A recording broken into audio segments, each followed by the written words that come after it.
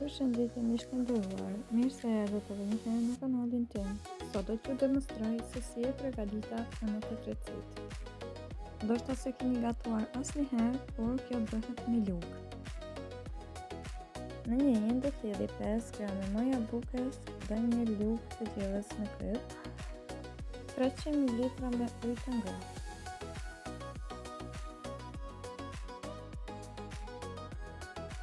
Këtu kam hedhur rreth 500 gram në miell për ta zënë brumin.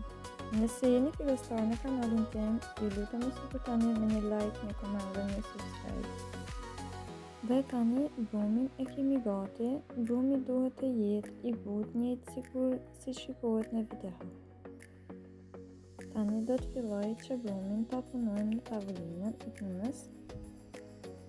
Do t'i ndoj 12 kuleç nga ky brum.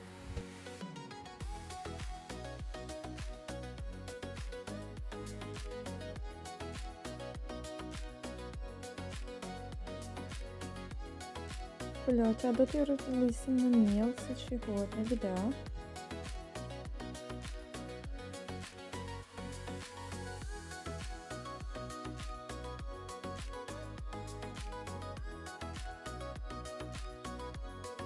Tani do t'i hapim vetëm përse gjati kuleçat.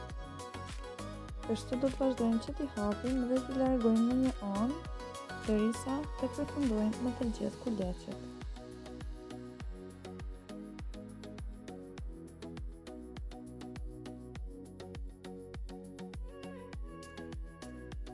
Do të na nevojitet 200 ml me vaj për t'i lyer kuleçat.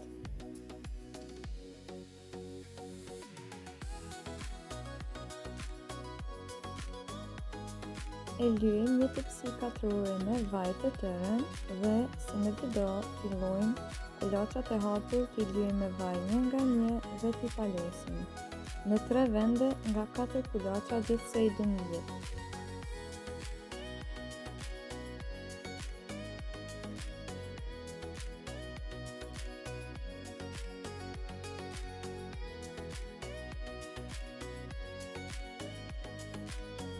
Tani do të fillojmë me mbushjen. Unë kam marrë mazë tradicionale, dorsa ju mund ta zgjedhni vetë mbushjen në çfarë të dëshironi që t'i mbushni.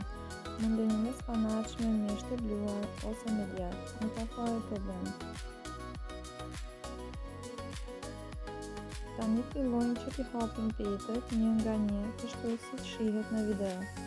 Është një metodë shumë e lehtë dhe shumë praktike, nuk është fare vështirë. Siç mund ta shikoni në video, shumë shpejt bëhet kjo recetë dhe është vërtet shumë e lehtë.